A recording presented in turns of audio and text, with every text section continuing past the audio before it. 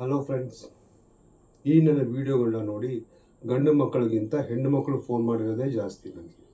ಯಾಕೆಂದರೆ ಗೊತ್ತು, ಗಂಡು ಮಕ್ಕಳು ಟೆನ್ಷನ್ ಇರುತ್ತೆ, ಲೈಫ್ ಸೆಟ್ಲ್ ಆಗಬೇಕು, ಅವ್ರಿಗೆ ಈ ಥರ ಎಲ್ಲ ಓಡಾಡೋಕ್ಕೆ ಇಷ್ಟ ಇರಲ್ಲ. ಅವ್ರು ಕೆಲ್ಸಕ್ಕೆ ಹೋಗಬೇಕು, ಮನೆಗೆ ಹೋಗಬೇಕು, ನಿದ್ದೆ ಮಾಡಬೇಕು, ಅಷ್ಟೇ ಅವ್ರ ಆಲೋಚನೆ ಇರುತ್ತೆ. ಹೆಣ್ಣು ಮಕ್ಕಳುಗಳಿಗೆ ಫಿನಾನ್ಷಿಯಲ್ ಫ್ರೀಡಮ್ ಆಗಿದ್ದಾರೆ, ಕೆಲ್ಸಕ್ಕೆ ಹೋಗ್ತಾ ಇದ್ದಾರೆ, ಗಂಡು ಮಕ್ಕಳಿಗಿಂತ ಜಾಸ್ತಿ ಸಂಪಾದನೆ ಮಾಡ್ತಾ ಇದ್ದಾರೆ.